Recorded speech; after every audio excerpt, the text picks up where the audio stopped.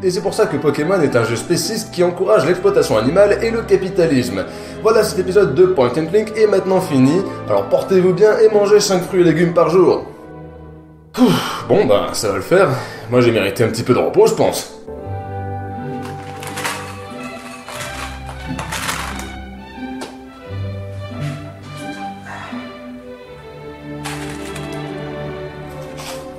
Alors, qu'est-ce qu'on se mate ce soir?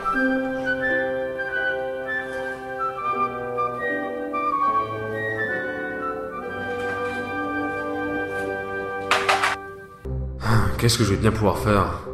Ah oui, il y a un dessin animé sur lequel je dois faire une review. Ça reste Totally Spies. Mes parents sont magiques. Wings. Oh mon Dieu! See all color shows in living color.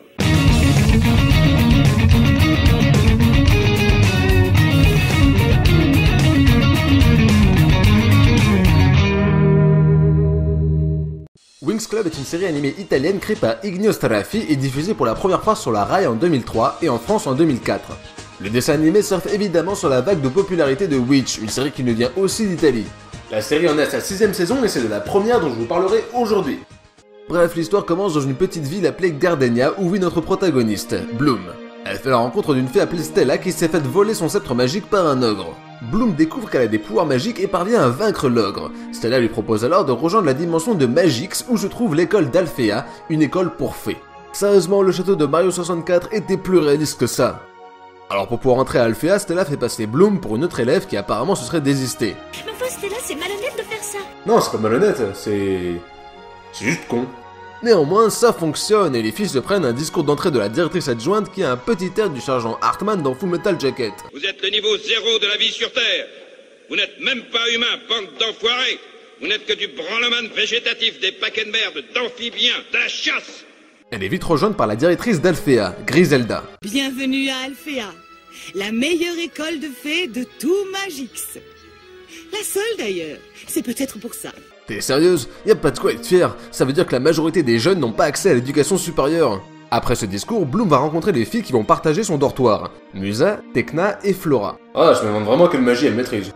Alors autant les figurants ne clignent même pas des yeux et ont juste l'air, morts, autant les personnages principaux se sentent tous obligés de faire des pauses pas possibles et hyper forcées à chaque fois qu'elles parlent. Plus tard, Bloom fait la rencontre des maîtresses de l'ordre qui l'avait attaqué, les Trix. Un groupe de sorcières en maquillage et coupe de cheveux foutrement dégueulasses, respectivement Tarsi, Stormy et Icy. On ne sait pas encore pourquoi, mais les Trix commencent à casser la figure à Bloom qui se fait sauver in extremis par ses amis qui se transforment alors en Magical Girls. On a le droit à une explication sur l'origine de leur pouvoir ou Ah ok, on va se faire foutre. C'est cool. À côté de ça, tout le monde se rend compte de la supercherie quant à l'origine terrienne de Bloom. Comme quoi c'était un super plan qui aura duré un jour. Mais apparemment ça ne semble pas fâcher outre mesure la directrice Griselda. Je vous supplie de ne pas me renvoyer, j'ai souhaité être une fée toute ma vie.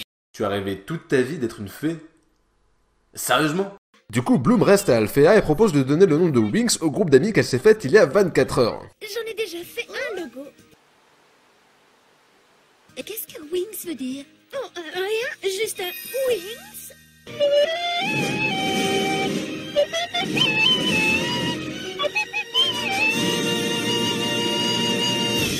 Dans les épisodes suivants, on découvre deux autres écoles du monde magique. Enfin, les deux seules autres écoles. En effet, les Trix sont étudiantes à la Tour Nuage, une école pour sorcières avec des punks visiblement, et où il fait tout le temps nuit. D'ailleurs, leur directrice ressemble à la version dark de Bernadette Chirac, enfin Bernadette Chirac tout court.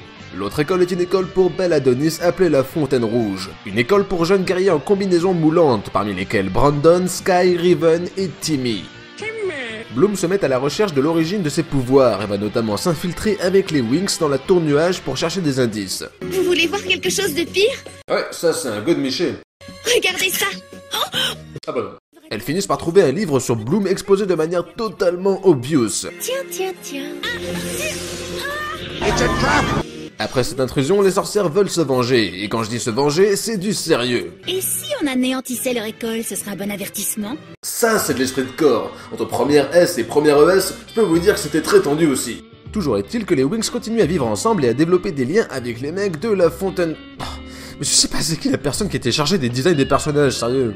Enfin bref, les Wings sont plus ou moins tout à fond sur les gars de la Fontaine Rouge, qui ne se privent pas d'être aussi clichés qu'idiots. Non, je n'aime pas ça, je ne suis pas très à l'aise quand je danse. Alors dans ce cas, nous sommes deux, je me sens complètement ridicule quand je danse. Timmy, je te rappelle que tu es aussi ridicule quand tu ne danses pas. Bon, soyons juste avec la série, certains personnages sont mieux développés que d'autres. Musa ou encore Darcy ont de vraies personnalités et background. Mais revenons à l'histoire. Bloom commence à faire des rêves étranges sur une nymphe mystérieuse appelée Daphné. Quelques jours plus tard, Bloom réalise un exercice dans un simulateur informatique ultra puissant. Mais les Trix parviennent à s'introduire dans le système sans que le professeur ne puisse rien faire, à part taper sur des boutons de manière random. Les Trix vont pousser Bloom à dévoiler un pouvoir surpuissant enfoui en elle, la flamme du dragon. Et si elle n'arrive pas à s'en emparer, elles sont vachement contentes de l'avoir découvert. Oui. Non. Après quelques tentatives ratées de s'emparer du pouvoir de Bloom, les Trix se font renvoyer de la tour de nuage en un coup de fil de la part de Griselda à Griffin. Pour des raisons sentimentales dignes des plus mauvaises fanfictions, Bloom décide de quitter l'école d'Alfea et de rejoindre sa dimension où, contrairement à Magix, les jeunes font de vraies études. Mais les Trix en profitent pour l'attaquer et cette fois-ci voler le pouvoir de la flamme du dragon. Elles vont même en profiter pour révéler à Bloom qu'elle est la dernière princesse du royaume perdu de Domino, un royaume qui fut détruit par les maléfiques sorcières ancestrales. Elle a été sauvée par sa sœur aînée, Daphné, qui l'a envoyée sur Terre. Attendez, mais ça c'est l'histoire de Superman. N'insulte pas l'originalité du scénario. D'ailleurs j'adore parce qu'en fait Griselda elle savait parfaitement pour les pouvoirs de Bloom, mais elle a décidé de faire comme Albus Dumbledore dans Harry Potter en gardant toutes les infos pour elle. Les Trix ont maintenant des pouvoirs quasi illimités, et elles en profitent pour s'emparer de la tour nuage et enfermer les élèves et la directrice. Puis elles commencent à attaquer les autres écoles et la dimension tout entière en invoquant une armée composée d'une pluie de bêtes dégueulasses qui grouillent et s'assemblent pour former des gros amas de bêtes dégueulasses qui eux-mêmes vont... Ok, j'arrête. Et là, la série prend une tournure beaucoup plus sérieuse et sombre. Si ça, ce n'est pas du Saruman tout craché. Mais plus sérieusement, le reste des épisodes, c'est véritablement des scènes de bataille plutôt bien foutues pour un dessin animé qui cible les jeunes filles. Enfin, si on enlève les combattants qui ne bougent pas, le mec avec les griffes de Wolverine complètement anecdotique et surtout... Épée de lumière, 4e niveau de pouvoir. Par contre, pendant toute la guerre, les Trix ne communiquent qu'avec les directeurs d'école, mais j'ai envie de dire, on s'en fout des écoles, y a pas de gouvernement.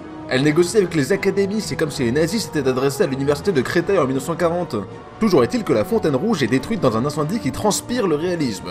De son côté, l'ogre va se retourner contre les Trix et aider les héros à secourir les prisonniers de la tour nuage dans une mission de sauvetage haletante qui finit par cette réplique. Nous aurions peut-être intérêt à trouver un moyen de faire diversion. Si seulement j'avais mon char à voile. Tu peux répéter? Si seulement j'avais mon char à voile. Si seulement j'avais mon char à voile. Si seulement j'avais mon char à voile. Mon char à voile. Mon char à voile. Enfin bref, allons un peu plus vite dans l'histoire. Les trois écoles sont réunies dans la dernière bataille qui s'annonce perdue. Et Bloom reprend possession de la flamme du dragon et sauve la situation in extremis. Et bon sang, il sera temps de créer une armée pour Magix parce que c'était le bordel absolu. Les Trix sont internés dans une prison de haute sécurité et tout le monde peut faire la fête tranquille. Voilà, c'était toute la saison 1 de Winx Club avec quand même 10 heures de visionnage. Et putain, qu'est-ce que je fous de ma vie. Qu'on soit d'accord, Winx, ce n'est pas une mauvaise série. Au contraire, elle est plutôt fun et les personnages sont attachants. Mais il serait hypocrite d'occulter les gros problèmes dont la série souffre, mais qui font aussi son charme.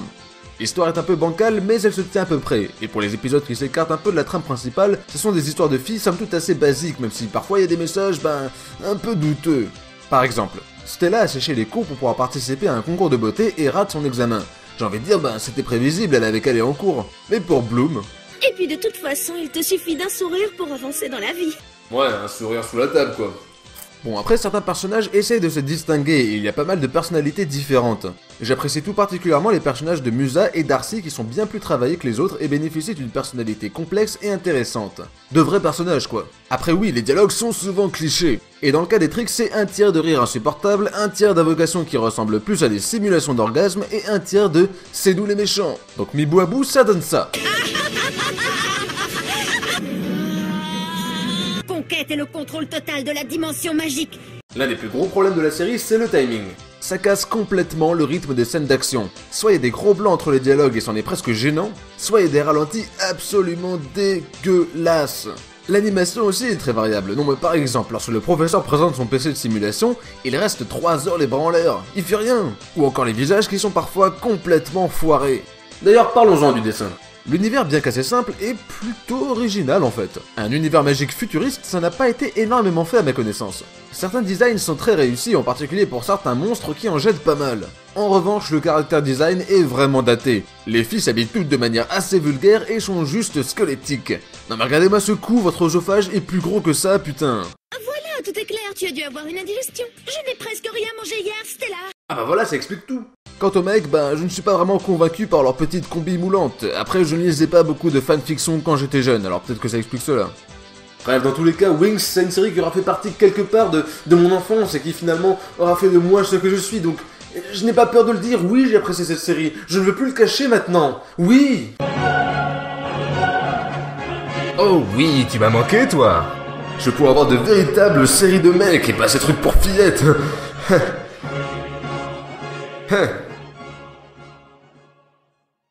Avec nous, pour l'instant parfait, nous serons tous ensemble, pour toujours avec la princesse Starla, le joyau magique.